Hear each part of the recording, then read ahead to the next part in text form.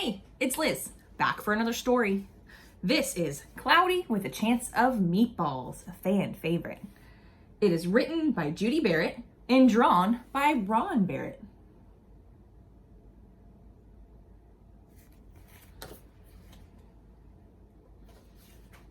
We were all sitting around the big kitchen table. It was Saturday morning, pancake morning. Mom was squeezing oranges for juice. Henry and I were betting on how many pancakes we each could eat, and Grandpa was doing the flipping.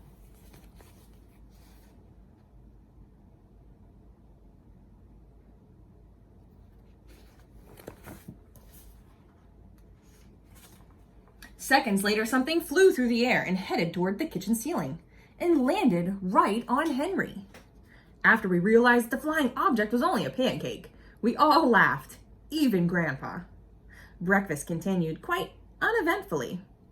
All the other pancakes landed in the pan, and all of them were eaten, even the one that landed on Henry.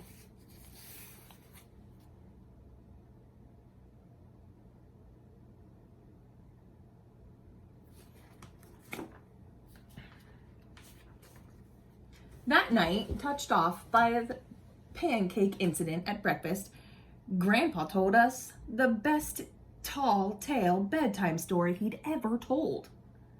Across an ocean, over lots of huge bumpy mountains, across 3 hot deserts and 1 smaller ocean, there lay a tiny town of Chew and Swallow.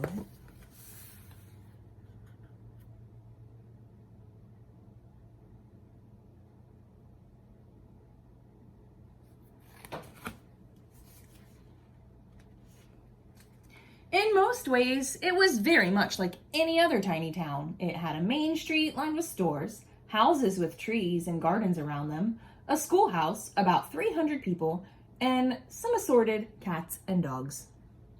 But there were no food stores in town. They didn't need any.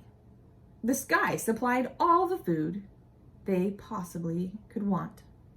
The only thing that was really different about Chew and Swallow was its weather. It came 3 times a day, at breakfast, lunch, and dinner. Everything that everyone ate came from the sky.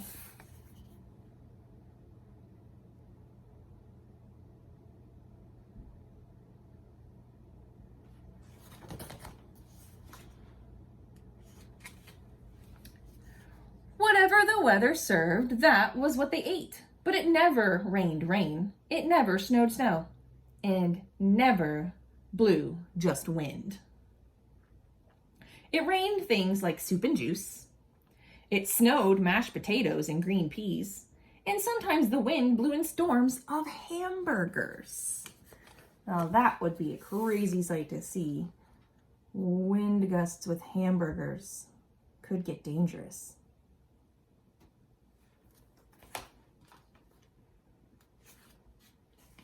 The people could watch the weather report on television in the morning, and they would even hear a prediction of the next day's food. When the townspeople went outside, they carried their plates, cups, glasses, forks, spoons, knives, and napkins with them. That way, they would always be prepared for any kind of weather. If there were leftovers, and there usually were, the people took them home and put them in the refrigerators in case they got hungry between meals. Look at all that food weather going on. Let's get a closer look at each page.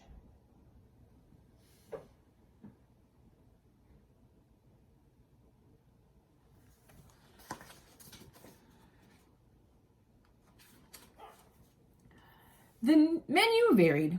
By the time they woke up in the morning, breakfast was coming down. After a brief shower of orange juice, low clouds of sunny-side-up eggs moved in, followed by pieces of toast. Butter and jelly sprinkled down from the toast, and most of the time it rained milk afterward.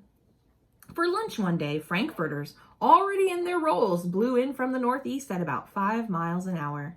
There were mustard clouds nearby. Then the wind shifted to the east and brought in baked beans. A drizzle of soda finished off the meal. And there's the toast all up in the tree with the eggs. And there's the frankfurters falling.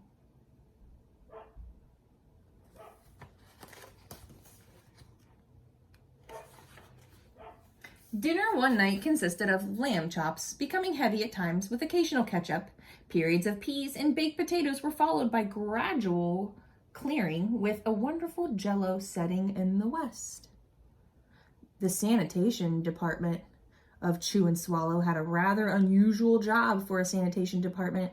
It had to remove the food that fell on the houses and sidewalks and lawns.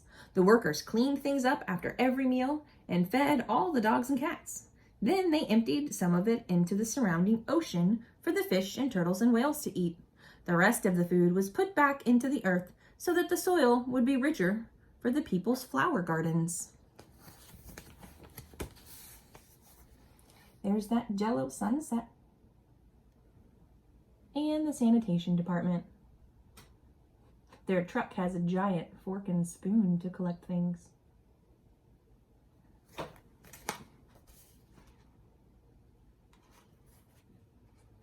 Life for the townspeople was delicious until the weather took a turn for the worst. This says spaghetti ties up town. Record-breaking pasta fall causes chaos. Traffic snarled on Lower Intestine Street. One day, there was nothing but gorgonzola cheese all day. The next day, there was only broccoli, all overcooked.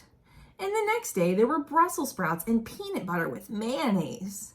Another day, there was pea soup fog, but no one could see where they were going, and they could barely find the rest of the meal that got stuck in the fog. It sounds like their weather is getting crazy. Tangled in spaghetti, Brussels sprouts, peanut butter, pea soup fog. That girl down there with the party hat on looks like she's not enjoying her meal very much.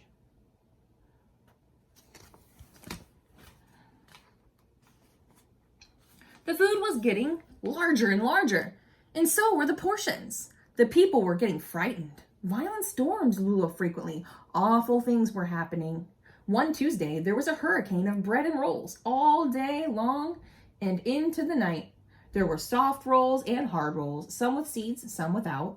There was white bread and rye and whole wheat toast. Most of it was larger than they had ever seen bread and rolls before. It was a terrible day. Everyone had to stay indoors. Roofs were damaged, and the sanitation department was beside itself. The mess took the workers 4 days to clean up, and the sea was full of floating rolls. To help out, the people piled up as much bread as they could in their backyards. The birds picked at it a bit, but it just stayed there and got staler and staler. There was a storm of pancakes one morning and a downpour of maple syrup that nearly flooded the town. A huge pancake covered the school. No one could get it off because of its weight, so they had to close the school. That is some serious food weather. Look at that giant pancake. There's helicopters trying to lift it.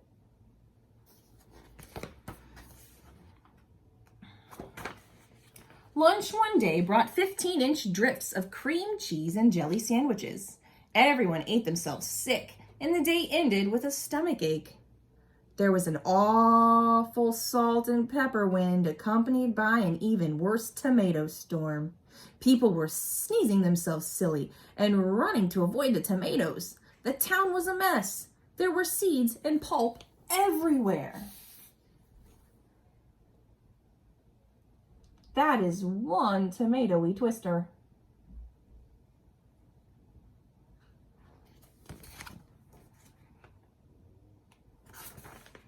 The sanitation department gave up. The job was too big. Everyone feared for their lives. They couldn't go outside most of the time. Many houses had been badly damaged by giant meatballs. Stores were boarded up, and there was no more school for the children. So, a decision was made to abandon the town of Chew and Swallow. It was a matter of survival. That word abandon, what do you think that means? If it was unsafe there, and they had to abandon the town. Abandon means they have to leave.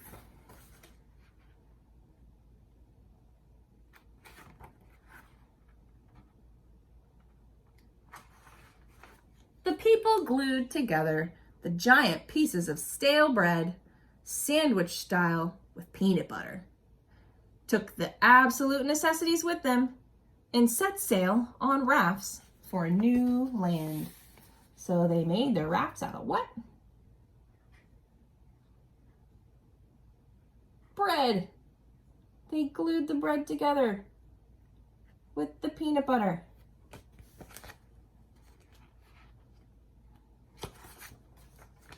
After being afloat for a week, they finally reached a small coastal town, which welcomed them. The bread had held up surprisingly well enough for them to build temporary houses for themselves out of it. The children began school again, and the adults all tried to find places for themselves in the new land. The biggest change that they had to make was getting used to buying food at the supermarket. They found it odd that the food was kept on shelves, packaged in boxes, cans, and bottles. Meat that had to be cooked was kept in large refrigerators. Nothing came down from the sky except rain and snow. The clouds above their heads were not made of fried eggs. No one ever got hit by a hamburger again. And nobody dared to go back to Chew and Swallow to find out what had happened to it. They were too afraid. Henry and I were awake until the very end of Grandpa's story. I remember his goodnight kiss.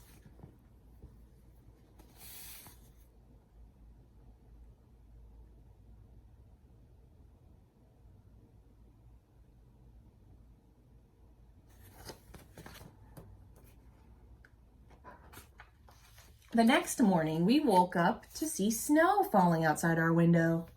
We ran downstairs for breakfast and ate it a little faster than usual so we could go sledding with Grandpa. It's funny, but even as we were sliding down the hill, we thought we saw a giant pat of butter at the top, and we could almost smell mashed potatoes. There they are sledding down there.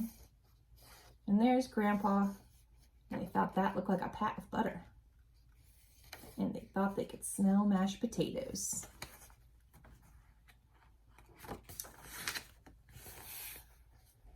The end. And that was Cloudy with A Chance of Meatballs. I hope you enjoyed the story. See you next time.